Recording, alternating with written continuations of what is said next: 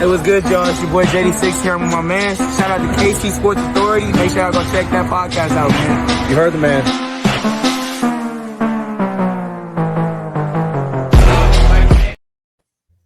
What's up, guys? Welcome into the KC Sports Authority podcast. Over here on YouTube is where you can find us. He's Christopher Tenpenny. I'm Keegan Russell, and welcome to another one of our episodes. If you're new to the show, welcome. If you are a returner, hopefully you've already hit that like and subscribe button below. But if you have not done so yet, go ahead and hit that like and subscribe button and keep up to date with us as we talk all things KU, Chiefs, Royals, some sports betting action. We got a lot of that. But tonight, Chris, we got to talk some Chiefs. In a minute. It has been. I don't think we've talked Chiefs in quite a few weeks, and I feel bad, but it's also that part of the season where you're just putting it on cruise control, waiting for the playoffs to get here. And somehow this team is finding ways to win games that outside looking in, you could say they should be losing. They get another weird game here with the Vegas Raiders that comes down to, the final drive for the Raiders. And of course, what I think the common denominator across all these games is the lack of discipline of another team or coaching or whatever you want to call it leads to the Chiefs squeaking out another victory where they were double-digit favorites. I thought that was the craziest betting line of the entire week was Chiefs as a double-digit favorite of the Raiders. You knew the Raiders were going to cover. The Chiefs do not blow anybody out, especially this year. Lots happened. So weird game, but we did see the return of Pacheco and Omenihu. So we're starting to get some of that health back. DJ Humphries is getting in the mix this week. There's just a lot that's happened since we've talked Chiefs last. So just give me your thoughts on this 11-1 team. They're 11-1. Like, what more could you ask? I get it. Like, there's some real concerns. There's some real frustrations that I think are fair to talk about. If you aren't a back-to-back Super Bowl champ, if you haven't won 3 and been to 4 with this regime, like they're getting the benefit of the doubt, because why wouldn't they? We saw this team go at 11-6 last year. Like the Broncos, who were worse last year, were in week 14, week 15, they were talking about, hey, if the Broncos win that last matchup we had against them, I think week 15 or whatever, like the Broncos had a real shot of winning the division. They really didn't, but like those were the conversations that we were forcing ourselves to have because they didn't play well down the stretch last year. And this year, they're kind of found the same pattern, and they're winning those games. Like I get it. Like CB2 is a concern. Left tackle is a concern. Lack of consistent pass rush, it's a concern. I'm still not that worried about it though. Like, is that arrogance? I don't know what it is, but like that's just kind of how I feel right now. It's funny. I've listened to a ton of Chiefs podcasts last few weeks, a ton of the national media. And there's not a lot of great optimism around this team from a national perspective. It's, oh man, how are the Chiefs, 11-1? They should be, 6-5 right now, or they should be this and that. And the same thing on the local side here, you're hearing a lot of, all right, the Chiefs are winning, but man, it would be nice if we could win comfortably and I could go to sleep in the fourth quarter and feel good. And that's just hasn't been the Chiefs' MO for a while. But what I take away from all that conversation, in the NFL, a win is a win. Whatever the score, a win is a win. You can't complain about being 11-1. Is it our prettiest? Nope. We're probably playing week in, week out our B- game most weeks, it feels like. And, Chris, I was going to title this episode, the Doldrums of the regular season, because this seems to be that stretch every year for the past couple of years for the Chiefs where they jump out to the hot start. Maybe they drop a game early, a weird one. But the back half of the season, there's about that 3 or 4 game stretch about a month out from the playoffs where things don't look pretty. They drop a game or they play a game really close. They let the Raiders beat them in Christmas last year. But it's that stretch of the season that you're almost sitting here going, man, we just want to fast forward to the playoffs because it's not about these next 4 games. It's about the 4 games after that. And I still feel pretty good. 11-1. Yes, there's a lot of concerns across this team, but it hasn't come back to bite us yet. I mean, obviously the Bills are very, very good. And I kind of expected that game to go the way it did.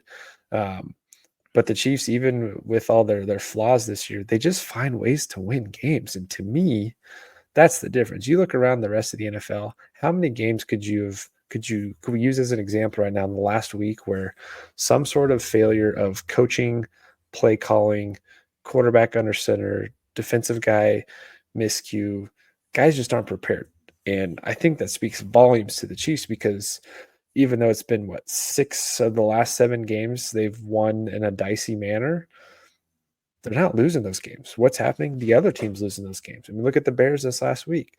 Caleb Williams took him 30 freaking seconds to get a play call that they could have gone and won the game and defeated the Lions on Thanksgiving Day.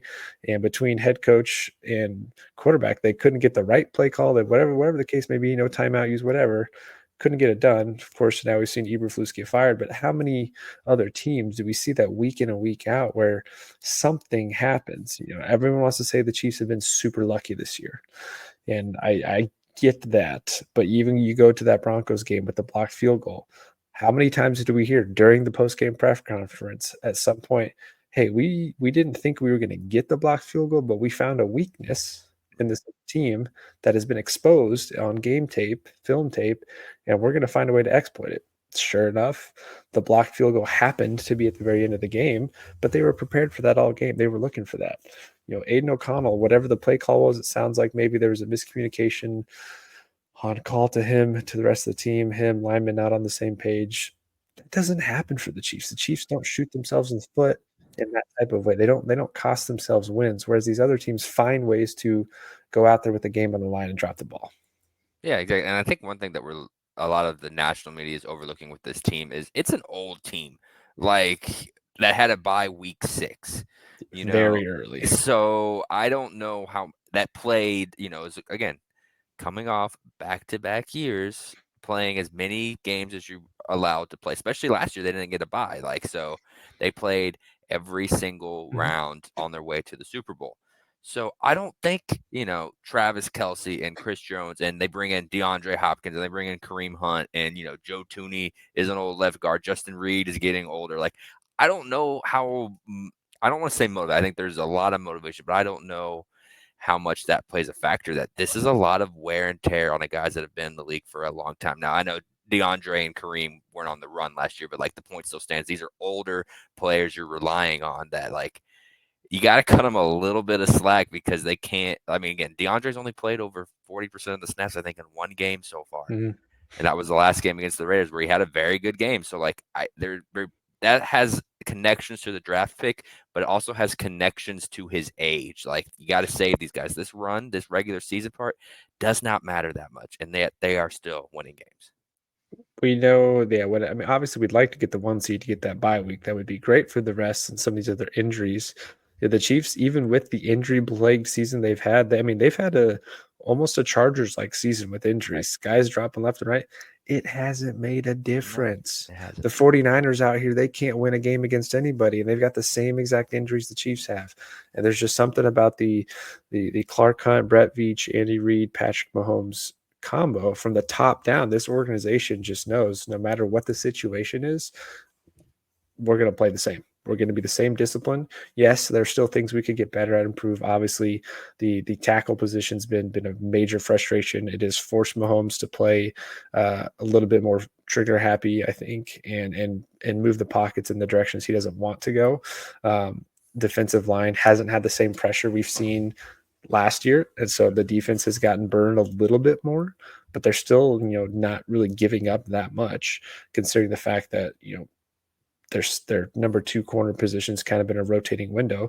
I think we've seen a lot of great pieces on defense to hit and miss here, but yeah, this to me just seems like this is that stretch of the season that everyone nationally is going to go, oh, are the Chiefs the best? No, the Chiefs aren't the better team. Baltimore might even have a leg up on the Chiefs the way they're playing right now, or the Bills are the best team.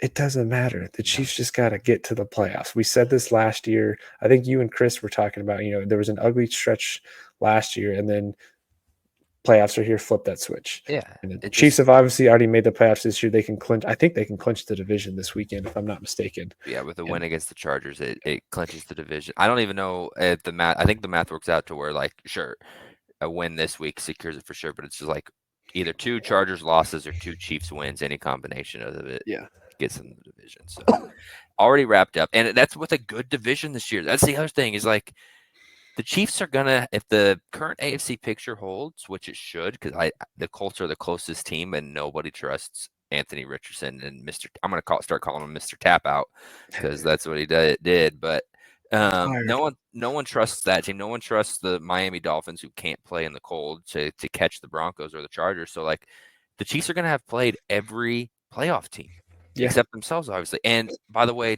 2 of them are in their division, so they're going to have played 8 games against the AFC playoff opponents. So every game's going to be a rematch in the playoffs as far as they go until they get to the Super Bowl. Like, I don't think that gets enough credit. Has anyone talked about that? Does anyone care? No one cares. All they care is that, oh, they almost lost this game. Oh, like, I am so sick and tired of the almost. Like, people will say they lost to the Ravens by a toenail. No, they didn't. Even They beat the there's Ravens. like, yeah, like they The beat the Ravens lost by a toenail. and if they make that catch, the Ravens have to either get the 2-point conversion or win in overtime. So like that catch didn't guarantee a win for Baltimore. The Bucks did not guarantee a win when they didn't go for 2. Didn't go for 2 slash lost the coin toss. That didn't. The Panthers never once had a possession to take the lead. Never once had a possession in the second half to take the lead. They were down 8 on their final possession. Hey, they capitalized. Congrats to them. We talked about that a lot that week. Chiefs went and won the game. There was never a jeopardy where the Panthers got the ball with a chance to win. I am so sick. Like, sure, the Raiders and Broncos games, sure, we can say it a little differently because of how those ended. But like, it's not like 7 games of almost losing. It's the other teams played well down the stretch, but didn't make a play when they needed to, and the Chiefs won. Like, the narrative's driving me insane because meanwhile they're talking about how gritty the Lions are when they played the exact same game against the Bears this week. Yeah, that has not the exact same game. The exact same game. That game was stupid. The Lions should have won like 45-10. Yeah, the last place team imploded on itself, and yet the Lions, like the Raiders and Bears both imploded down the stretch, but the winning teams are talked about. And honestly, that's the difference between fighting for a three-peat, going to the Super Bowl, going to the playoffs in general, and what a lot of these other teams are doing. A lot of these other teams are making those mistakes that the Chiefs just don't do. The Chiefs' mistakes is Patrick Mahomes forces a ball into a window that he probably shouldn't have, and then has to go make up for it later in the game, and he does. Right. Obviously the Chiefs aren't flawless. They still make plenty of mistakes. Offensive line, we said, has been an issue.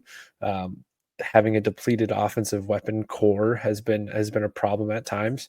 But at the end of the day, the Chiefs can find ways to win 19-17 or 16-14 or kick a field goal to win it.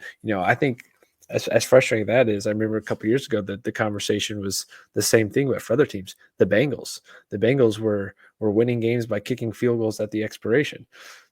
It doesn't matter. Right. If you end up McPherson with the win, was the greatest kicker in the league during that time. He just happened to be able to set up for a game-winning kick multiple times. There's nothing wrong with it. Yeah, you'd love to see the Chiefs blow teams out 28-10. I'd love to see them this weekend get up big on the Chargers, put their foot down, drive it into the ground, and stop them. That's probably not going to be the case. Now, if they do, I'll be completely surprised and super impressed because the Chiefs just don't blow teams out anymore. But they find ways to win, and they don't do things that really shoot them in the foot to prevent them from being in winning situations. So 11-1, can't complain. I think the biggest concern for me is, can the Bills, who look like the other best team in football, can they drop another game or two to distance themselves and keep that 1 seed in our favor? Because this team does look tired. They do look a little worn out. The wear and tear, like you said, is there. They've played 2 straight seasons. Half these guys have been to 12-ish playoff games in the last several years. If you add it all up, that's a whole extra season almost. Kelsey surprisingly doesn't look as worn down as people think he does. But yeah, this team's been beaten up. They've got injuries all along the line. Wanye Morris, who I think has done as best as he can, given his circumstances. His knee's been banged up for weeks and finally just couldn't do it anymore. Hopefully, DJ Humphries gives him some help there. Omeni, who gets back, Pacheco gets back, which I think is great timing because to me, Hunt was starting to slow down. Still looks good, but the average was dipping, the total yards was dipping, so it's great to get Pacheco back. And now, hopefully, here in 2 weeks, we see Hollywood Brown back in the mix, and maybe Jalen Watson's back in time for the playoffs. There's some optimism there. So the team's starting to turn the corner on the injury side of things, and it would be nice to lock up that 1 seed here in the next couple weeks to get that bye, because they could use a week off. That's a lot of wear and tear in a long gauntlet of a regular season, especially considering, like you said, how many playoff teams are on this schedule. Right, and with the Bills, people are like looking at their schedule and be like, "Oh, the Lion in Detroit's the only game that they could lose," and I'm like, "Have you not been watching football ever?" Because they play the Patriots, Jets, Patriots as their last 3 games. People are just, and I get it. There is a good chance they win all 3 of those games. The Browns went into Pittsburgh and won, or didn't go. The Browns beat Pittsburgh. The Bears almost beat the Lions. We lost to the Raiders last year on Christmas. Like, division games don't matter as much record-wise. Like, sure, the Bills are probably at worst going to go 2-1 on that stretch and probably 3-0. But to just sit there and be like, "Oh, the 3-10 count those Patriots teams aren't out. going to beat it's a divisional game. We see it every year. Like, I don't understand how, like, the easiest money to make in betting is to bet the severe underdog to cover if it's a divisional game. Like, I don't have the math on that. I probably should to be talking about this, but I almost guarantee you come out ahead every year. Every year. Those games just mean, yeah, like you said, it doesn't matter the win-loss record. Those games just mean more. Yeah. And this time of year, who doesn't want to play season spoiler to your Exactly. division rival? Like, you have a chance to go and knock the Bills down a step or two. Honestly, I think they drop one this weekend in the Rams, because I think the Rams need Their to season's a little on the line. yeah, their season's online. They have a chance to go. I mean, that division's a disaster right now. All 4 teams are still available to win that division, and there's possible that this is one of those years where you have a team that's, You might have I 2. guess you can't do the 8-8 this year, but so you have someone that goes 9-7 that wins that division, which is Yeah. nuts. Well, in the NFC South, the Bucks and Falcons, I think, are both 6-6 right now. So, like, Yeah, talk about a tale of 2 seasons. yeah, the NFC is just a mess. Meanwhile, in the AFC, it's like all of the good It's pretty much quarterbacks. locked up. Yeah. Yeah. I think the playoffs are done. It's just a matter of seeding. There's an outside shot. I mean, if the Colts win out, sure, but that's a lot, like you said, to They'd have ask to beat the for. Broncos. They'd have to create some. Yeah, the Broncos, they do play, I think, 2 weeks from now. Those 2 Yeah, match up. they both are on a bye this week. Yeah. They both come out of a bye, playing against each other. The Colts' only chance is to win that game. If they lose that game, now Yeah, they're back. it's over. Yeah, And I don't think Cincinnati can do enough. And even if they do, again, somehow let's just to play they would devil's need advocate the here. Colts to win, and then the Even Colts if the Broncos keep Bengals got losing. to the playoffs, not a lot of people are taking that defense seriously. But that if somehow the Chiefs were playing the I don't even want to Bengals, entertain it, man. Like, somehow it could be a 12-point spread. The Bengals would have their best defensive game of the year, because that's just what teams do.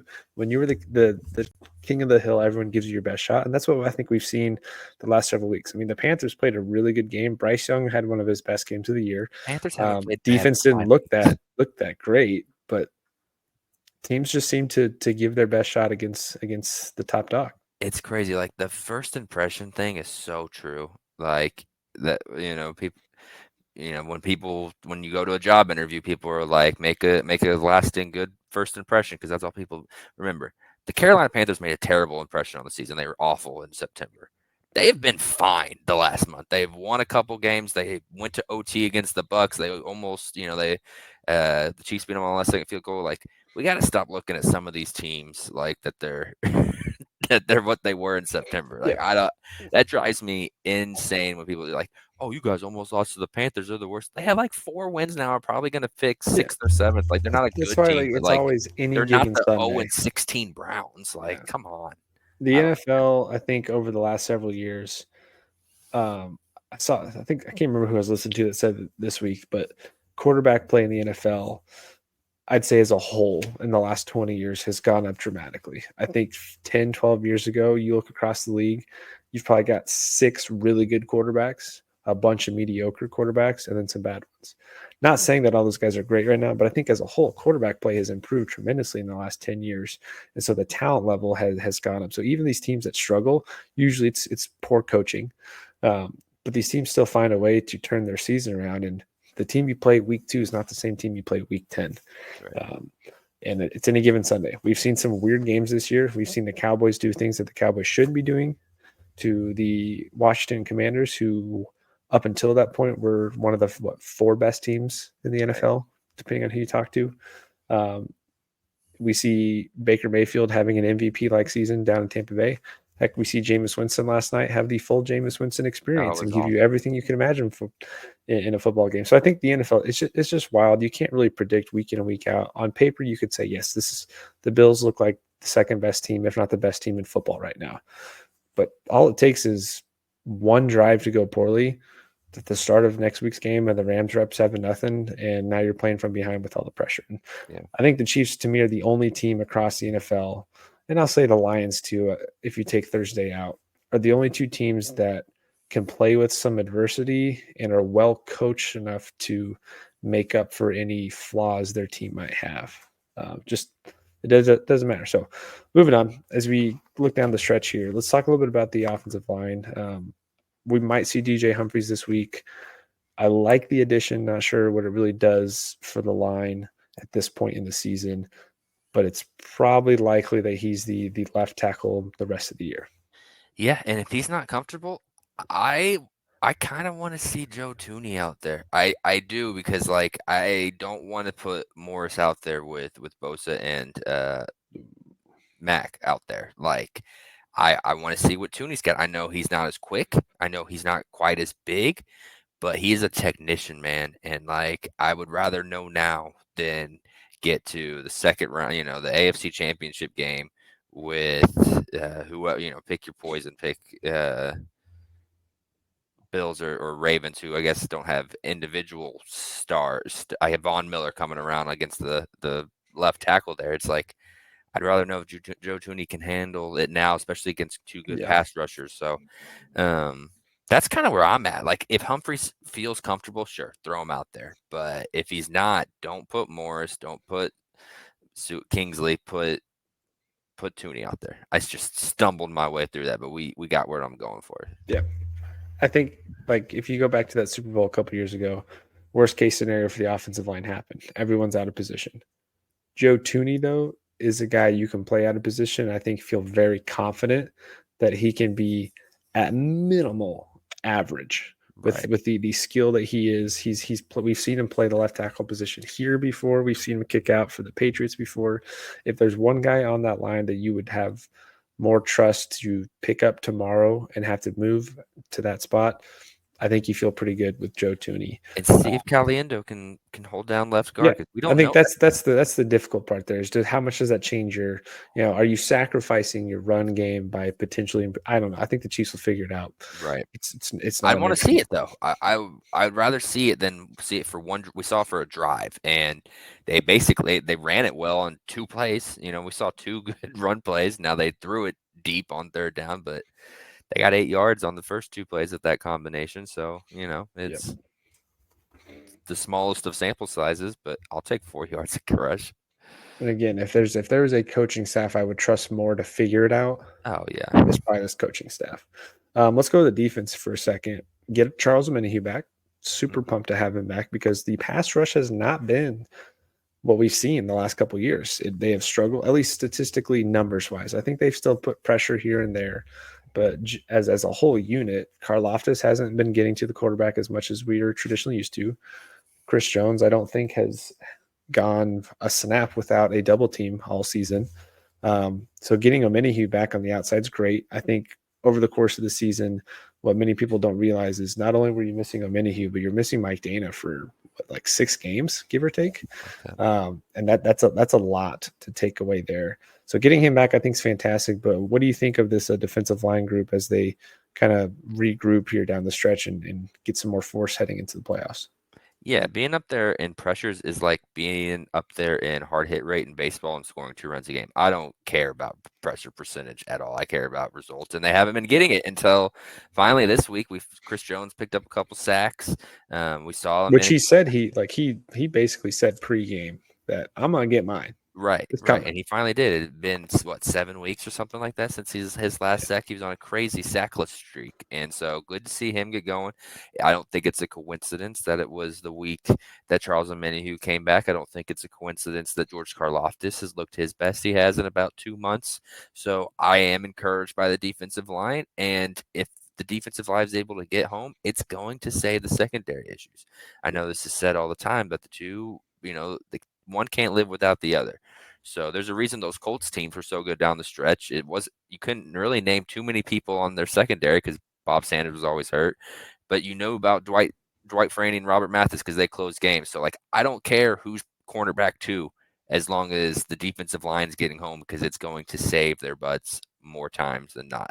Yeah, and I think that's why you've seen the secondary struggle a little bit more. It's because quarterbacks getting 3, Yep. 4, 5+ seconds back there to get the ball off. And there's always, I mean, I don't care if you're the best corner safety in the league. Like it's hard to cover a guy for 7 seconds in the NFL and not let him get open. So I mean, Justin Reed's probably coming off his worst game of the season, one You of could his say worst that a games of the couple season. You could times. say that. He's had Yeah, some. He's either but all or there's nothing, again man. It feels like. defensively, they've got a lot of guys not necessarily playing out of position, but not playing in their positions of strength because they've been injured. I think Jalen Watson going down was a major blow early in the season.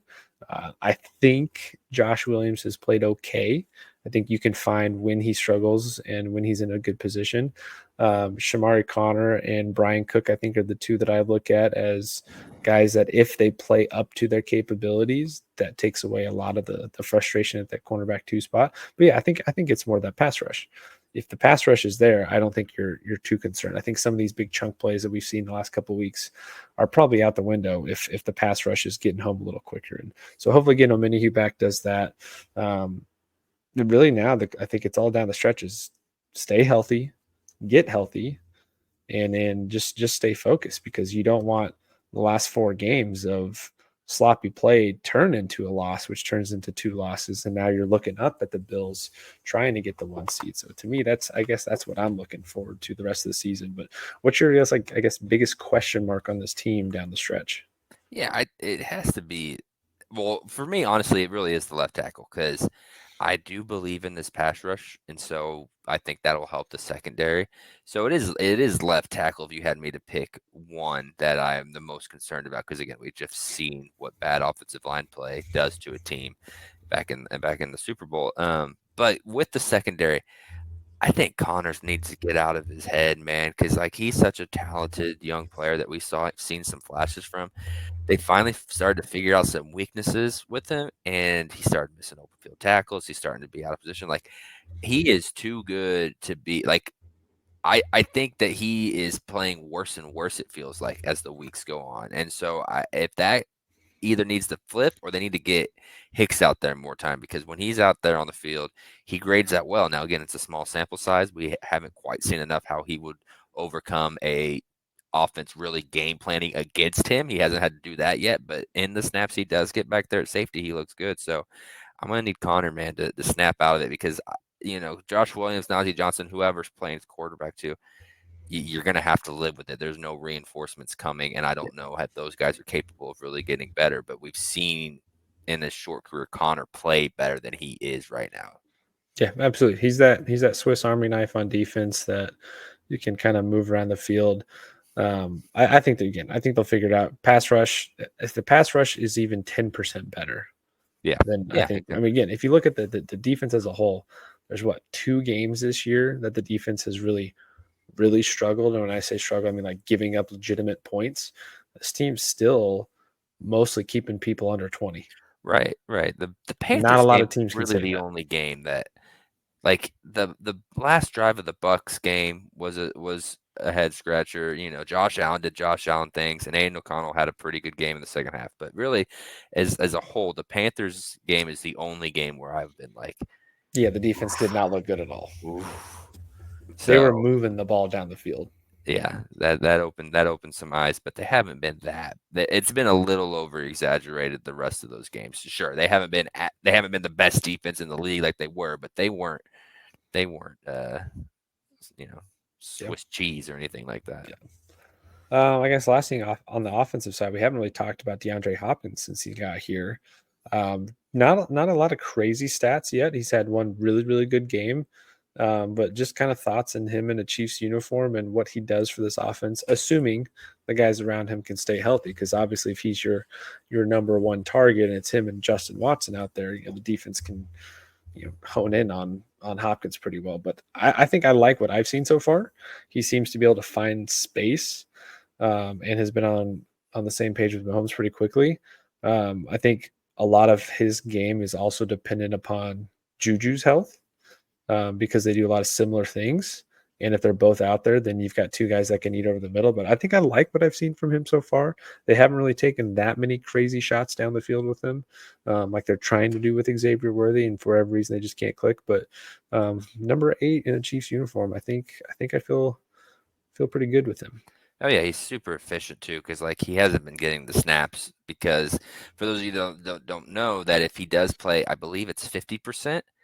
No, it's 60, excuse me. If he doesn't play over 60% of the snaps and the Chiefs go to the Super Bowl, the Chiefs turn that 5th round pick they gave up for him into a 4th rounder. So the Chiefs are being very mindful of making sure he does not play more than 60% of the snaps. So if you feel like he's been on the field more than that, he hasn't. It's just when he's on the field, Mahomes is throwing to Yeah, him, you're and they clearly catch. going to target him. Yeah, he's been targeting, and he's coming up with plays. So like, you have to feel good about that as a Chiefs fan. That the guy's not even getting a full workload most weeks, and he's still putting up anywhere from 50 to 70 yards a week. So I love what I've seen from DeAndre Hopkins. That he did have.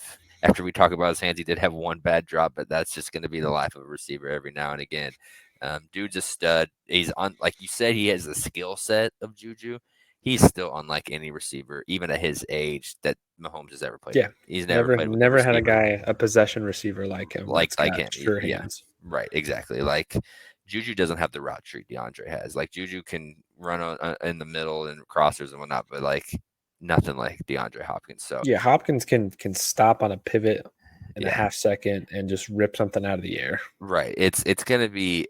It's going to be masterful to see in the playoffs. I really think that when he's on the field, 80% of the snaps or whatever that number, 75, whatever that number turns out to be, I think he's going to be a problem in And January. hopefully by then Xavier Worthy has figured out some of the sideline shenanigans that Yeah, can't get I, on the same page, him and Mahomes. And hopefully maybe we'll see some Marquise Brown. But yeah, would you say your season grade is so far on Xavier Worthy's rookie year? I think a B minus because I almost want to go higher than that, which sounds he's getting separation. He's doing what the Chiefs are asking him to. Yes, the play against the Bills should have been caught. Yes, the play against the Bucks should have been caught. Those two, 100% on him. Outside of those two plays, though, doesn't it feel like every other miss has been on Pat? I would agree, and I think So Pat's even said it too. yeah, so like again, two bad plays, really bad plays for the rookie, in big games. But like if Pat connects on 2 of those deep balls, we're looking up he's got probably 120 more yards, 2 more touchdowns, and we're looking at this like we're looking at him completely different. But because Pat keeps missing them, we're all grading him Yeah. super hard. So I just talked to myself. I'm gonna give him a full B because he's doing what the Chiefs are asking him to do. He's made some big plays even with the misses. Like I didn't expect him to come in and be wide receiver 2. And he's kind of had to be that Yeah, with the he was supposed injuries. to be wide receiver 4, I'd Yeah, say, exactly. coming into So the year. I'm higher on the kid than most, and so I like what I've seen. Again, there's some clear things to clean up. His route tree is not very advanced right now, but dude can run, and we've seen it. So I gotta give Yeah. him a B for that. Yeah. I think he's been fine. It's because we're an instant gratification society now, Right. and when you don't make the big play, which is supposedly why we went out and got him, was for these big plays, to get to take the top off and be that deep threat, and it just hasn't worked out that well yet. But he's still on pace to have a pretty similar season to what Rashee Rice had as a rookie, and Rashee Rice blossomed into something really nice down the stretch. His target share is going up right now, which is some of that's by intention because Right. you're Gotta not know. throwing 5-6 times a game to Justin Watson. You're not even throwing 5-6 times to Juju right now. Nicole Hardman's even getting some more look. It's been him and then Noah Gray getting a lot of look on the offense too. So I And think I've been okay with what he's doing. Yeah, you'd love to see him connect down the field, but the more he plays in this type of roles he's getting the last couple of weeks, the more comfortable he's going to get. All it takes, we saw it so many times with Tyreek. You get him 5 yards of space, three guys in front of him, he's gone. Right. And Worthy's got that type of speed. I think as they get on the same page and figure out, all right, here's where on this type of route, here's where I need the ball placed as Mahomes figures it out with him. And again, a lot of that's pass protection too. The deep ball hasn't been great because the pass protection hasn't been great.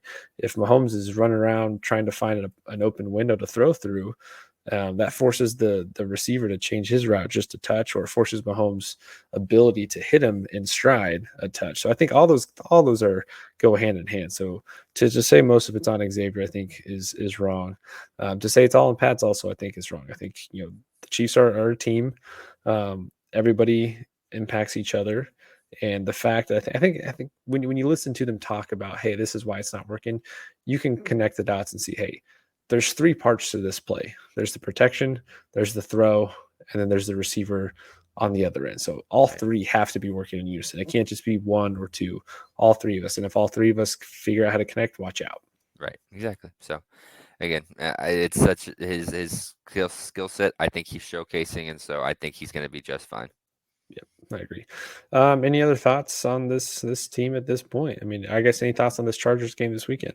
It's my They do. favorite game of the I year. would say the Chargers look better than I thought they'd be. I didn't think Harbaugh would have them at this position in year one. I thought it would take a little bit of time, but man, they're a very disciplined football team, and honestly, their play style is very similar to how the Chiefs play. They find ways to take advantage of the opposing defense. They control the game. They don't make a lot of mistakes. They have a solid defense they can rely on. Justin Herbert makes big time plays. He's looked really good in this offense. Now they too have had some injuries, and of course Joey Bosa is always Banged up, yeah. one play away from being on the sideline, or if anything, on the sideline catching his breath because he's getting gassed, chasing Mahomes around. So I am interested to see how he looks this weekend because I can't tell you the last time we played the Chargers and Joey Bosa was fully healthy or Right. Yeah. mostly healthy. He even last year, uh, he was really mad coming off for a play or two for something, but he still was like 70% healthy. So I'm looking forward to this game because I think this is two really good coaches. I've talked to a lot of guys in the last week, and they've all told me Harbaugh's winning a Super Bowl in the next 5 years. As long as he's there and Justin Herbert's there, he's winning a Super Bowl. I believe it. Obviously, you still have to go through the Chiefs every year, but they look like a really good football team. Yeah. The Chargers Chiefs primetime game is my favorite game, regular season game every year. Like I know the Chargers were down last year, but you've had a couple Kelsey walk-offs. You had the Justin Herbert when he got hurt with the ribs and still like tied that game late. I think that was like the first ever Amazon Prime Thursday night game. Like these games are always close. Both quarterbacks are always playing well. Travis Kelsey and Derwin James are both playing, which Derwin James has the one really cool tackle. That's it. And otherwise, Kelsey goes for 100 yards on him every game. So, like, I don't understand quite that rivalry, but it's still fun. They still bring it up. Derwin James is a heck of a ball player, but like, with Harbaugh added, I think it's just going to add an extra juice. It didn't feel like everyone was quite ready for it when they matched up in I think it was 3, because the Chiefs got the air knocked out. They were coming off Pacheco's injury. First quarter, Rashee Rice tears his ACL. Like the Chargers weren't quite clicking in week 3 with Harbaugh. So like just the air out of that game wasn't quite what we're used to. I think now both teams are gearing up for the playoffs. I know the Chiefs are in a little different position to where maybe they're not. They got to win because the Bills are on their neck, but they're not quite as gung ho about it. I think the Chargers are going to want to come into Arrowhead and put on the show, and I'm expecting one, and so I'm Yep. excited. I'm excited for it. Herbert seems to do well in Kansas City in these Oh yeah, games too, he does so which is well why there. this game always screams 27-24, 24-21, Every time. 23-20. 27-24 feels like the score every time. So I guess there's the only thing left to come up with is what other weird way can the Chiefs win a game right now? The only thing they haven't done is like a walk off. All right, I know I've figured it out. So they're gonna get the Chargers. It's gonna be like 24. What would that score need to be like? The Chargers score to make it 25-24 with like 30 seconds left. Okay, And that's after they score a touchdown. So they can either kick the extra point to go up 2, or they can go for 2 to go up 3. So that way, if Pat gets a field goal in 30 seconds, it goes into overtime. Yeah. Well, while the Chargers are going for 2, Justin Reed jumps the pass and takes it for the pick 2. Chiefs take the lead, and that's ball game. Pick 2. Pick 2. That would be the Eric Berry special. the Eric Berry special. That's that would be a way to end it for sure. That's how the Chiefs are going to win a game.